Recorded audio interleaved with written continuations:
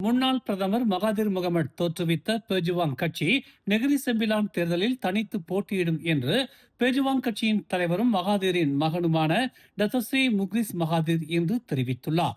2022 பொது தேர்தலுக்கு பின்னர் நடைபெற்ற எந்த ஒரு தேர்தலிலும் போட்டியிடாத பேஜுவாங் கட்சி மற்ற கட்சிகளின் வெற்றிக்காக பாடுபட்டுள்ளதாகவும், இப்போது பேஜுவாங் கட்சி நெகிரி செம்பிலான் சட்டமன்ற தேர்தலில் குறிப்பிட்ட சில சட்டமன்ற தொகுதிகளில் போட்டியிடும் என்றும் அவர் கூறினார்.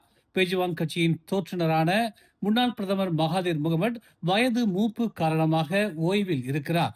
தீவிர அரசியலில் மகாதிர் ஈடுபட வேண்டும் என்று தாம் விரும்புவதாக அவர் தெரிவித்துள்ளார். ஆனால் அவருடைய உடல் ஒத்துழைக்குமா என்கிற கேள்வியும் தங்களுக்கு இருப்பதாக அவர் தெரிவித்தார். ஜொகூர், நெகிரி செம்பிலான் ஆகிய மாநிலங்களின் சட்டமன்ற தேர்தல்களில் பெஜுவாங்கிற்கு ஆதரவாக மகாதிர் களம் இறங்கலாம் என டத்தஸ்ரீ முக்ரிஸ் மகாதிர் தெரிவித்துள்ளார். அம்னோவின் ரூமா பங்சா திட்டத்தின் வழியாக அம்னோவில் இருந்து விலகிய பலரும் மீண்டும் அம்னோவில் சமரசம் இன்றி இணைந்து வரும் நிலையில் இதுவரை 21,858 உறுப்பினர்கள் அம்னோவில் இணைந்திருப்பதாக தெரிவிக்கப்பட்டுள்ளது. கடந்த பொது தேர்தலில் அம்னோ மலாய் வாக்காளர்களின் நம்பிக்கையை இழப்பதற்கு சில முக்கிய தலைவர்கள் அம்னோவில் இருந்து விலகியதுதான் முதன்மை காரணம் என்பதால் அவர்களை மீண்டும் அம்னோவில் இணைக்க ரூமா பங்சா திட்டம் முன்னெடுக்கப்பட்டது. இந்த திட்டத்தை தொடங்கியதும் அம்னோவின் முன்னாள் இளைஞர் பிரிவு தலைவர் கைரி ஜமாலுடீன், அம்னோவின் முன்னாள் உதவி தலைவர் ஹிஷாமுடீன் ஆகியோர் மீண்டும் அம்னோவில் இணைந்தனர். பெசாத்துவில் ஏற்பட்ட உள்கட்சி பூசலுக்கு பின்னர் பெசாத்துவில் இருந்து பலரும் மீண்டும் அம்னோவுக்கு திரும்பினர். தற்போது அம்னோவின் முன்னாள் உதவி தலைவர்களும் முன்னாள் அமைச்சர்களும் மீண்டும் இணைந்துள்ளனர். இதுவரை அம்னோவில் இருந்து விலகி மற்ற கட்சிகளுக்கு சென்றவர்கள் என நம்பப்படும் 10,000க்கும் மேற்பட்டவர்கள் மீண்டும் அம்னோவில் இணைந்திருப்பதாக அம்னோ பொதுச் செயலாளர் டாக்டர் அஸ்ராப் அஜ்டி ரிசுக்கி தெரிவித்துள்ளார். கோலத்திரங்கானுவில் ரோஹிங்கியா மாணவர்களுக்கு மட்டுமே நடத்தப்பட்டு வந்த ஒரு தொடக்க பள்ளியை கல்வி அமைச்சு அங்கீகரிக்கவில்லை என்று கல்வித்துறை துணை அமைச்சர் ஓங்காவோ விளக்கம் அளித்துள்ளார். இதுகுறித்து கிடைக்கப்பெற்ற புகாரின் அடிப்படையில் மாநில கல்வி இலாக்காவினர் ஆய்வுகளை மேற்கொண்டு வருவதாக அவர் கூறினார்.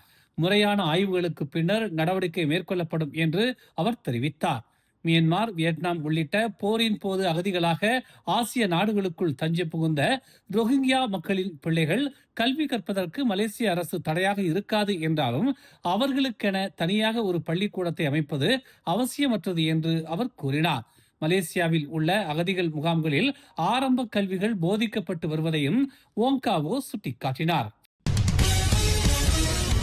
PKR கட்சியின் பெட்டாலிங் ஜெயா நாடாளுமன்ற உறுப்பினரான லீ சியான் சுங் PKRின் தேசிய பொறுப்புகளில் இருந்து விலகுவதாக அறிவித்துள்ளார்.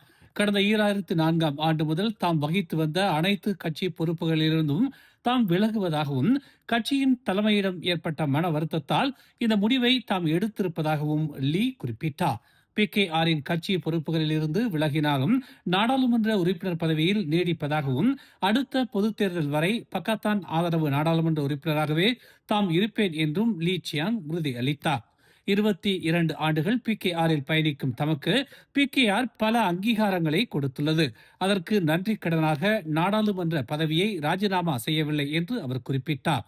குறிப்பாக கடந்த மே 29ஆம் தேதி பெட்டாலிங் நாடாளுமன்றத்திற்கான மக்கள் நல திட்டங்களுக்கு வழங்கப்படும் நிதி நிறுத்தப்பட்டதால் தொடங்கிய பல மக்கள் நல திட்டங்களை கைவிட வேண்டிய கட்டாயத்திற்கு தாம் தள்ளப்பட்டிருப்பதாக அவர் கூறினார். இது தொடர்பாக PKR கட்சியின் தலைமைக்கு விளக்கம் கேட்கப்பட்டிருப்பதாகவும் இதுவரை எந்த ஒரு பதிலையும் PKR தலைமை வழங்காததால் PKRிலிருந்து தாம் முழுமையாக விலகுவதாகவும் லீ சியான் தெரிவித்துள்ளார். ஒற்றுமை கூட்டணியில் இருக்கும் அரசியல் கட்சிகள் இடையிலான ஒற்றுமையை சீர்குலைக்கும் வகையில் DAP நடந்து கொள்ளக்கூடாது என்று துணை பிரதமரும் பரிசான் நேஷனல் தலைவருமான டத்தஸ்ரீ டாக்டர் அஹ்மத் ஜாகிர் ஹமீடி எச்சரிக்கை விடுத்துள்ளார். அரசியலில் நிதானம் அவசியம் என்று குறிப்பிட்டுள்ள அவர் DAP பொதுச் செயலாளர் அந்தோனி லோக் உட்பட பரிசானை பொதுவெளியில் அவமானப்படுத்துவதை நிறுத்த வேண்டும் என கேட்டுக்கொண்டார். கூட்டணி கட்சிகளை கண்ணியமாக நடத்தவில்லை என்றால் கூட்டணியின் முடிவுக்கு அது வழிவகுக்கும் என்றும் அவர் DAPயை நேரடியாக எச்சரித்தார். பொறுப்புடன் அரசியல் செய்யவே ஒற்றுமை கூட்டணியை அமைத்திருக்கிறோம். மக்கள் நலனை கருத்தில் கொண்டு மட்டுமே கடந்த கால கசப்பான சம்பவங்களை கடந்து ஆட்சி கூட்டணியில் வரிசான் அங்கம் பெற்றுள்ளது.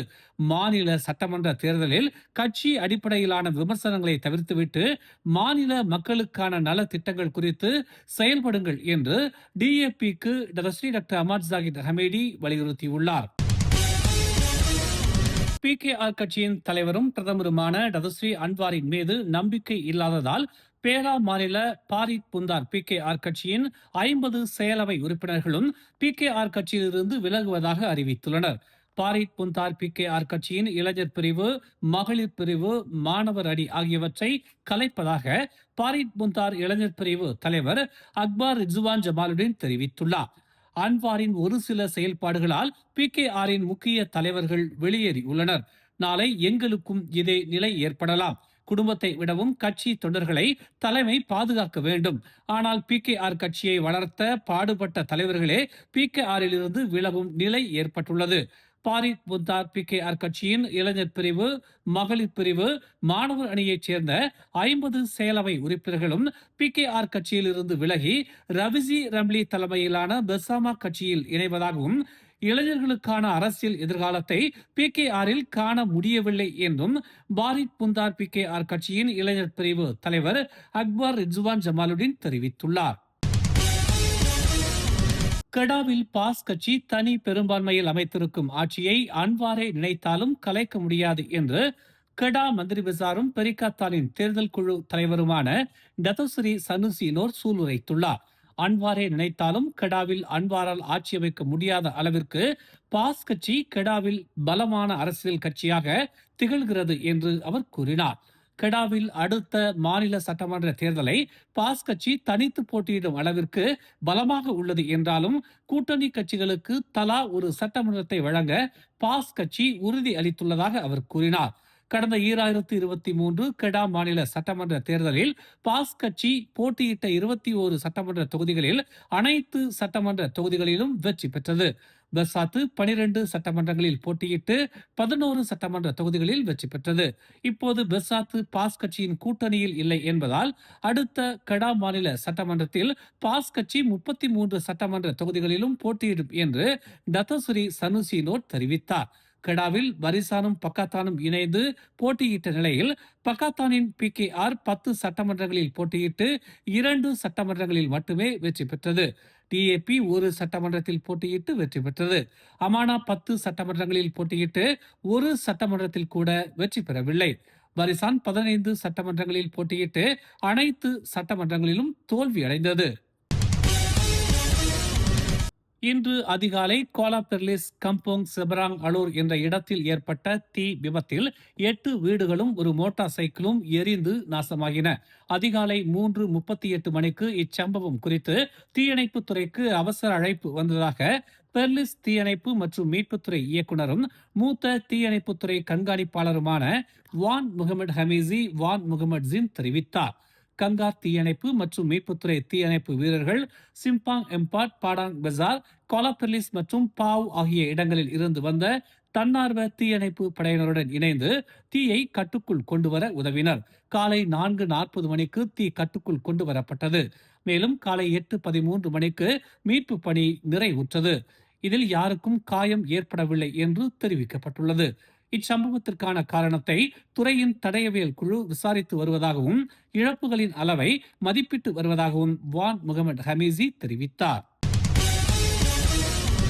மேலும் செய்திகளை தெரிந்து கொள்ள தமிழ் மலர் இணையதளம், தமிழ் மலர் செயலி மற்றும் மலர் டிவி யூடியூப் சேனலை வலம் வாருங்கள்.